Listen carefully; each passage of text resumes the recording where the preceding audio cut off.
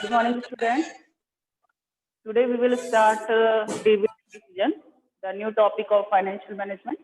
Financial management हमारा चल रहा था, तो उसके अंदर फाइनेंशियल मैनेजमेंट के अंदर कुछ बेसिक कॉन्सेप्ट हमने पढ़ लिए थे। तो हम उसमें दो टाइप के डिसीजंस पढ़ चुके हैं। एक तो इन्वेस्टमेंट डिसीजन हमने उसमें पढ़ लिया है, और इन्वेस्टमेंट डिसीजन के अलावा एक हम उसमें पढ़ चुके हैं फाइनेंशियल डिसीजन। अब नेक्स्ट टॉपिक हमारा जो चलने वाला है वो कौन सा है? डिविडेंड डिसीजन का है। तो डिविडेंड डिसीजन का जो कॉन्सेप्ट था थोड़ा सा वो हमने देख लिया था, एक बार फिर से उसको रिवाइज कर लेते हैं कि क्या कहते हैं वो डिविडेंड डिसीजन में। Dividend decision is says that कि हमें क्या करना है, जो कंपनी में हमारा प्रॉफिट हुआ है उस प्रॉफिट को हमें मेजर करना है। मीन्स दैट कि उस प्रॉफिट का कितना पार्ट हमें अपनी कंपनी में for the future prospects, future uncertainties, उसको हमें सेव करके रखना है कितना पार्ट, और कितना पार्ट हमें एज अ डिविडेंड अपने शेयर होल्डर्स को डिवाइड करना चाहिए। मीन्स बहुत ज्यादा जनरलिज्म भी ना रखें और बहुत ज्यादा ऐसा भी ना हो कि हमने जो अपनी मार्केट वैल्यू अच्छी दिखाने के लिए अपना जो प्रॉफिट है वो बहुत ज्यादा मैक्सिमम प्रॉफिट हम क्या कर रहे हैं, अपने शेयर होल्डर्स को डिवाइड कर रहे हैं। तो दोनों ही कंडीशन में हमें लॉसेस के चांसेस भी हो सकते हैं। तो हमें बहुत कोशिश करके क्या करना है, अपने पास ये कोशिश करनी है कि हम जो भी डिसीजन ले वो ऑप्टिमम डिसीजन होना चाहिए हर कंडीशन में।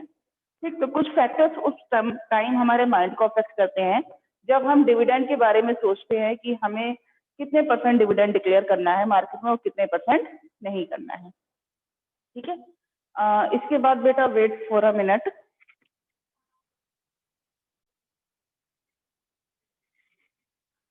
चलिए फिर शुरू करते हैं इसमें हम डिविडेंड डिसीजन में। फर्स्ट हमारा जो फैक्टर्स अफेक्टिंग है, जो हमारे माइंड को अफेक्ट करता है, जो फर्स्ट फैक्टर हमारे माइंड को अफेक्ट करता है that is amount of earning. Means हमें जो अर्निंग है हमारी वो कितनी ज्यादा हमें अर्निंग हो रही है और कितनी कम हमें अर्निंग हो रही है, इस पर सबसे ज्यादा डिपेंड करता है हमारा डिविडेंड डिसीजन।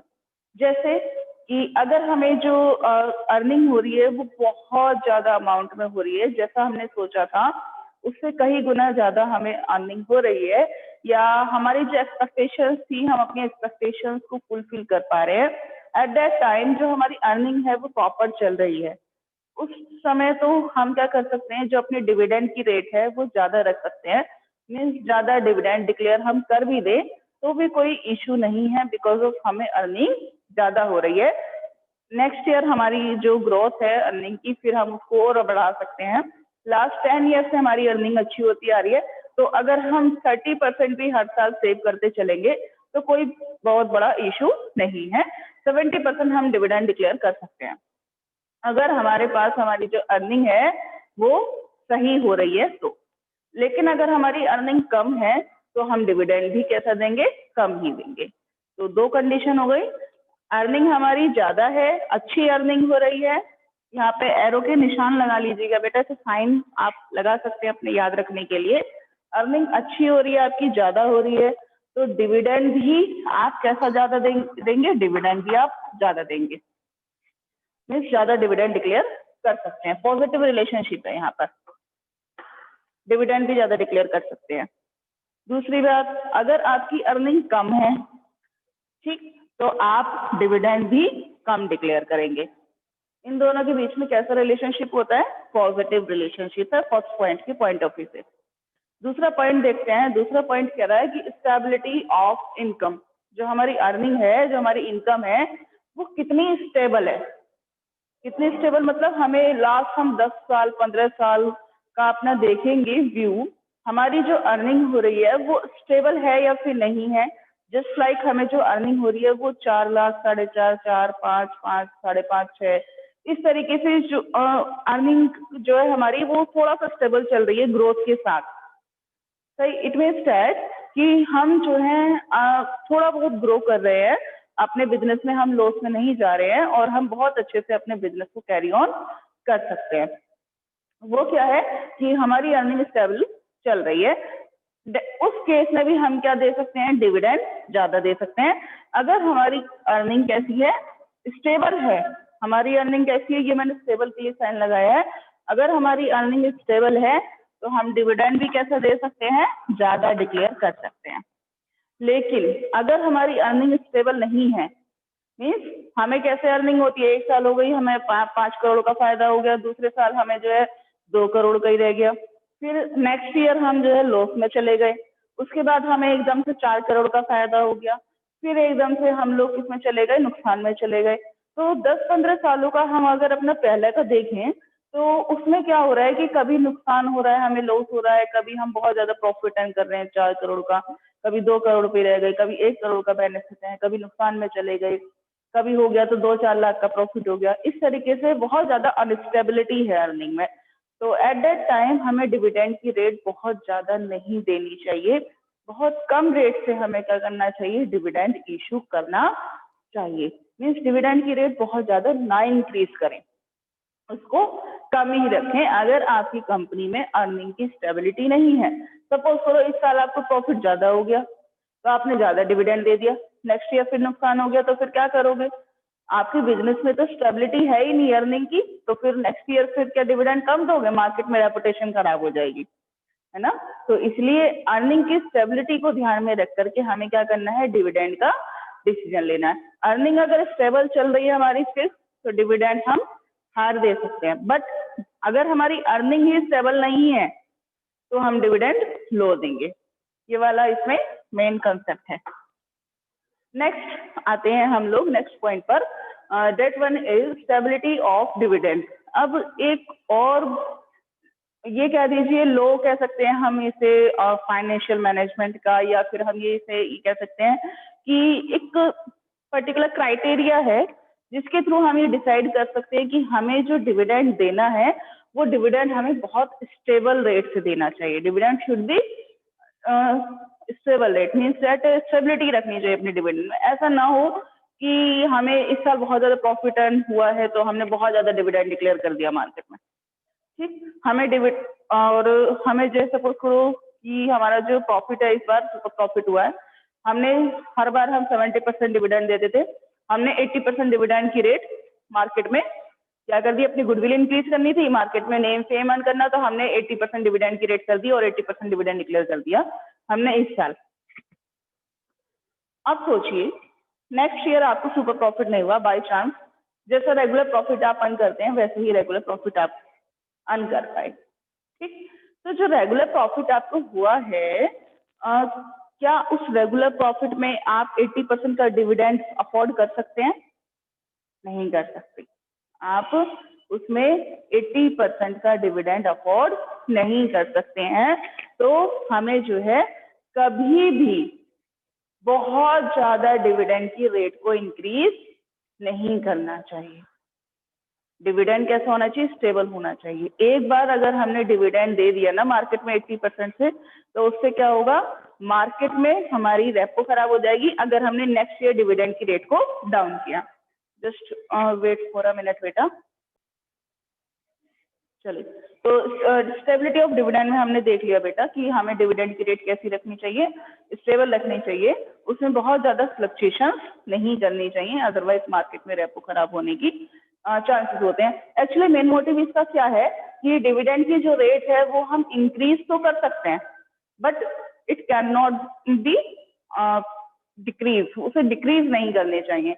डिक्रीज करेंगे अगर हम उस रेट को, तो उससे क्या होगा कि मार्केट में हमारी इमेज डाउन होती है। सिर्फ इसका यही एक मेन पर्पस है। नेक्स्ट फोर्थ पॉइंट पर आते हैं, that one is growth opportunities.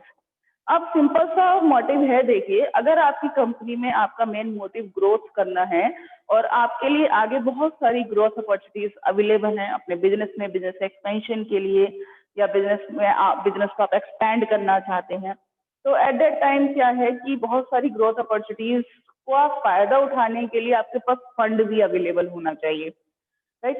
तो फंड अगर आपके पास नहीं है तो आप ग्रोथ नहीं कर पाएंगे। उसके लिए क्या है कि जितने भी साल आप बिजनेस कर रहे हैं अपने प्रीवियस ईयर्स में, आप अपने प्रॉफिट को सेव करके रखें। मीन्स दैट कि ग्रोथ अपॉर्चुनिटीज अगर ज्यादा हैं आपके पास, तो आपको क्या करना चाहिए, ग्रोथ अपॉर्चुनिटीज अगर ज्यादा हैं एट दैट टाइम जो डिविडेंड है वो हमें कम देना चाहिए। यहाँ पर जो रिलेशनशिप है बेटा वो कैसा रिलेशनशिप है, नेगेटिव रिलेशनशिप है। देखिए फिर से एक बार, ग्रोथ अपॉर्चुनिटीज आपके अगर आपके पास ज्यादा है, एरो मैंने ऊपर की तरफ लगाया, मीन्स दैट ग्रोथ अपॉर्चुनिटीज अगर आपके पास थोड़ी ज्यादा है तो डिविडेंड हमें कम देना चाहिए, क्योंकि हमें ज्यादा पैसे जनरल रिजर्व में सेव करके रखने हैं for fulfilling their growth opportunities. अपनी ग्रोथ अपॉर्चुनिटीज को फुलफिल करने के लिए हमें ऐसा करना है। नेक्स्ट, अब इसमें एक पॉइंट और हम थोड़ा सा अपोजिट करके देख लेते हैं कि अगर हमारे पास इन फ्यूचर हमारी ग्रोथ अपॉर्चुनिटीज अवेलेबल नहीं है, या हम अपने बिजनेस को उतना ही रखना चाहते हैं जितना हमारा बिजनेस है, हम बहुत ज्यादा बिजनेस को एक्सपेंड नहीं करना चाहते, इन दैट केस तो हमें क्या करना चाहिए? जनरल रिजर्व में पैसे रख के क्या फायदा? फिर बहुत ज्यादा हमें इन्वेस्ट करके नहीं रखने चाहिए। हमें क्या कर देना चाहिए? उन पैसों का डिविडेंड डिक्लेयर कर देना चाहिए। एटलीस्ट मार्केट में वैल्यू तो हमारी इंक्रीज होगी, तो डिविडेंड हमें कैसे देना चाहिए? ज्यादा देना चाहिए। अगर ग्रोथ अपॉर्चुनिटीज नहीं है, आप अपने बिजनेस को एक्सपेंड नहीं करना चाहते हैं, तो आपको फिर डिविडेंड ज्यादा देना चाहिए। ठीक है, ये इनके बीच में नेगेटिव रिलेशनशिप है। नेक्स्ट पॉइंट की तरफ आते हैं। Next point is cash flow position. हमारी कंपनी में कैश फ्लो पोजीशन पर भी डिपेंड करता है कि हम डिविडेंड डिसीजन कितना डिक्लेयर करेंगे। कैश फ्लो पोजीशन बहुत सीधा सा रिलेशनशिप है। कैश फ्लो पोजीशन अच्छी है आपकी कंपनी में, इनफ्लो और आउटफ्लो में कोई आपको प्रॉब्लम्स नहीं हो रही है, किसी तरह की कोई हर्डल्स नहीं आ रही है, तो आप डिविडेंड कैसे दे सकते हैं? बहुत अच्छा डिविडेंड मार्केट में डिक्लेयर कर सकते हैं, राइट? कैश फ्लो पोजीशन अच्छी है तो डिविडेंड भी हम कैसे डिक्लेयर करेंगे? हायर डिक्लेयर करेंगे। बट अगर कैश फ्लो पोजीशन आपकी अच्छी नहीं है, डाउन चल रही है, तो आपको डिविडेंड भी कम देना चाहिए। ठीक है, कैश फ्लो पोजीशन अच्छी है तो डिविडेंड भी हायर देंगे, कैश फ्लो पोजीशन डाउन है तो डिविडेंड भी कम देंगे। यहाँ पर भी पॉजिटिव रिलेशनशिप दोनों के बीच में होता है। ये कुछ पॉइंट्स यहाँ पर हो गए कंप्लीट। इसके बाद एक और बहुत इंपॉर्टेंट पॉइंट है बेटा, उसको भी देखते हैं। चलिए, next point is share holder preference. बहुत इंपॉर्टेंट पॉइंट है बेटा, तो इसको अच्छे से समझने के लिए सबसे पहले हमें पहले हम फैक्टर्स अफेक्टिंग एज बाद में पढ़ेंगे। पहले मैं आपको एक बेसिक कंसेप्ट थोड़ा सा बताना चाहूंगी कि हमारी कंपनी में शेयर होल्डर भी कुछ प्रेफर करते हैं। शेयर होल्डर क्या करते हैं? प्रेफर करते हैं कि उन्हें कंपनी से डिविडेंड ज्यादा मिलना चाहिए या फिर कम मिलना चाहिए। तो यहाँ पर ये कहना चाह रहे हैं, मीन्स इस पॉइंट में आपसे ये कहना चाह रहे हैं कि जैसा शेयर होल्डर चाहते हैं वैसा हम डिविडेंड डिक्लेयर करें। एक फैक्टर अफेक्टिंग ये भी है, अगर हमारे शेयर होल्डर ये चाहते हैं कि हमें डिविडेंड ज्यादा मिले तो हमें डिविडेंड ज्यादा देना चाहिए उनके एक्सपेक्टेशन के अकॉर्डिंग। लेकिन अगर शेयर होल्डर ये चाहते हैं कि हमें डिविडेंड से कोई मतलब ही नहीं है, तो फिर हमें एट दैट टाइम ज्यादा डिविडेंड डिक्लेयर नहीं करना चाहिए। अब आप ये सोचेंगे कि मैम ऐसे कौन से शेयर होल्डर हैं जो ये चाहेंगे या फिर जिन्हें डिविडेंड से मतलब ही नहीं है कंपनी के प्रॉफिट से? ऐसे भी बहुत सारे शेयर होल्डर होते हैं। एक्चुअली होता क्या है कि जो शेयर होल्डर्स हैं, जो इन्वेस्टर्स हैं, वो दो मेन मोटिव से क्या करते हैं? कंपनी में पैसे इन्वेस्ट करते हैं। दो तरीके के शेयर होल्डर होते हैं, ठीक? दो तरीके के शेयर होल्डर होते हैं। दोनों का मोटिव अलग अलग होता है कंपनी में शेयर में पैसे इन्वेस्ट करने का। एक तो हो सकते हैं कोई भी, जैसे सपोज कीजिए दो पर्सन है, ए और ये बी। ए एक पर्सन है, उसने किसी कंपनी के जो है 1000 शेयर परचेज किए, 1000 शेयर, ठीक? बी एक पर्सन है, उसने किसी कंपनी के 100 शेयर परचेज कर दिए। सही, हम एक एग्जांपल लेके चल रहे हैं। ए ने क्या किया? किसी कंपनी के 1000 शेयर परचेज किए हैं और बी ने एक कंपनी के 100 शेयर परचेज कर लिए। जब इन्होंने शेयर परचेज किए तो बी क्या करता है? बी की एक जॉब है और इसको वहां से सैलरी मिलती है। इसने अपनी 5, 6 साल, 10 साल की जो अर्निंग थी इसकी, उसमें से जो मनी सेव की थी, इसने बैंक में डाले हुए थे पैसे।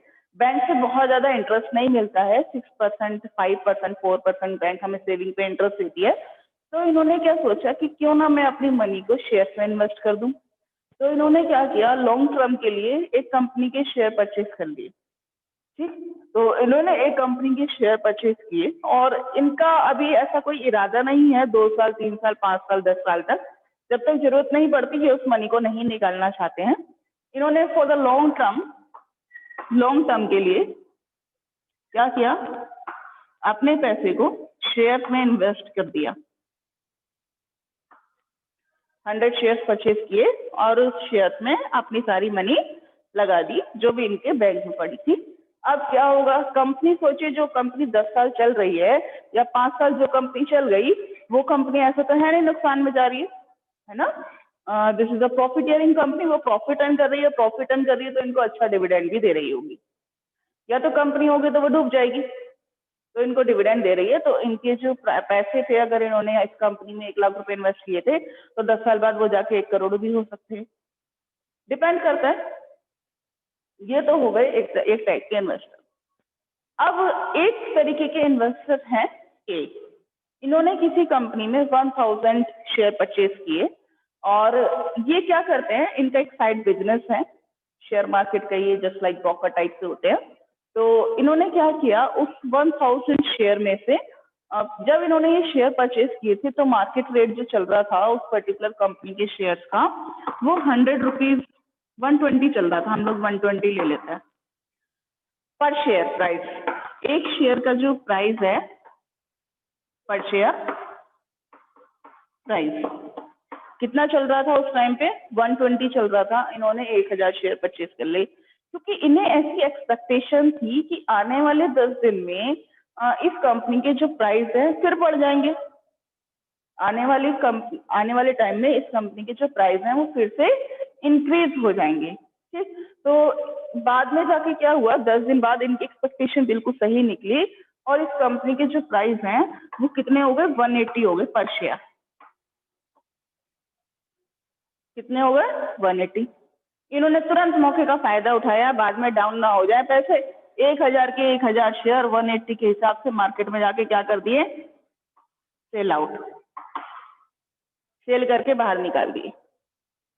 फिर से अब दोबारा से इन्होंने देखा किसी दूसरी कंपनी के, ये तो रही एक कंपनी की बात, ये तो रही मिस्टर ए की एक कंपनी की बात। अब इन्होंने दूसरी कंपनी में देखा, दूसरी कंपनी की तरफ, वहां पे उस दूसरी कंपनी के इन्होंने 500 शेयर परचेज कर लिए, देखा कि 10 दिन बाद उसके पैसे बढ़ रहे हैं तो उसके भी शेयर सेल आउट कर दिए।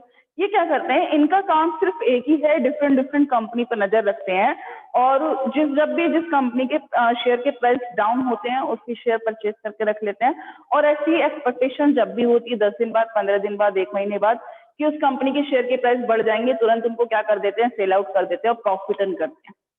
वो उसी पे पैसा बहुत कमा लेते हैं, उन्हें डिविडेंड की जरूरत ही नहीं है।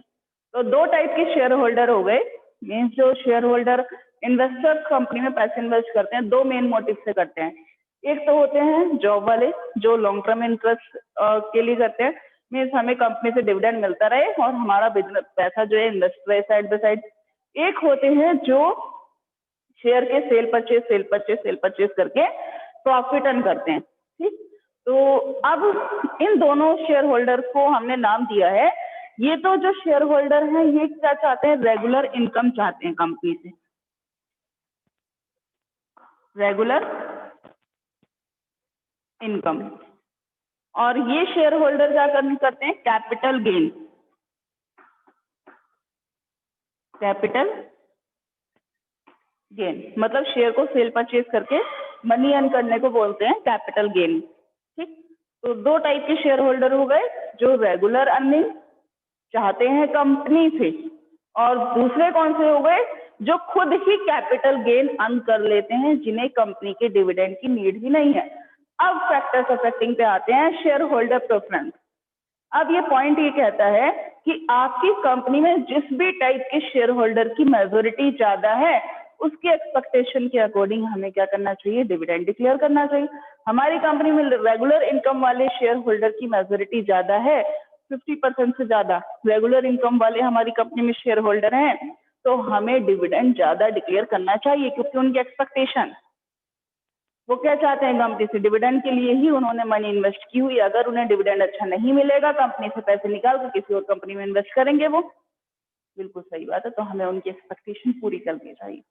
लेकिन अगर हमारी कंपनी में कैपिटल गेन वाले शेयर होल्डर्स ज्यादा हैं, जिन्हें हमारी कंपनी के डिविडेंड से मतलब ही नहीं है, जो और 50 कंपनी के में पैसे इन्वेस्ट करते हैं और डिफरेंट कंपनी मनी इन्वेस्ट करते हैं, शेयर सेल आउट परचेज करते रहते हैं, परचेज सेल, जो पर्टिकुलर फिक्स टाइम के लिए हमारी कंपनी पैसे इन्वेस्ट नहीं कर सकते, उन्हें डिविडेंड से भी कोई मतलब नहीं है। जब उन्हें डिविडेंड से मतलब ही नहीं है, तो हम ज्यादा डिविडेंड डिक्लेयर करके अपना जो प्रॉफिट है, इतना हमारा कीमती प्रॉफिट, इतनी मेहनत से हम करते हैं कि पूरे साल, उसको हम देकर क्यों वेस्ट करें? उन्हें तो मतलब ही नहीं है हमारी कंपनी के डिविडेंड से। तो हमें क्या करना चाहिए? मेजोरिटी जिसकी ज्यादा है, मेजोरिटी रेगुलर इनकम वालों की ज्यादा है तो डिविडेंड ज्यादा डिक्लेयर करेंगे। लेकिन अगर कैपिटल गेन वालों की मेजोरिटी ज्यादा है तो हमें डिविडेंड कम देना चाहिए।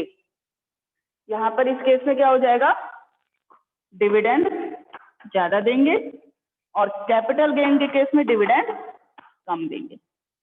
बस ये केस है छोटा सा। मुझे आपको थोड़ा सा डिटेल में समझाना था। आगे के भी कुछ पॉइंट्स इसमें फिर बेटा रह गए हैं डिविडेंड डिसीजन की, तो उसको हम नेक्स्ट क्लास में देखेंगे। आज के लिए केवल इतना ही। Thank you and have a nice day to all of you.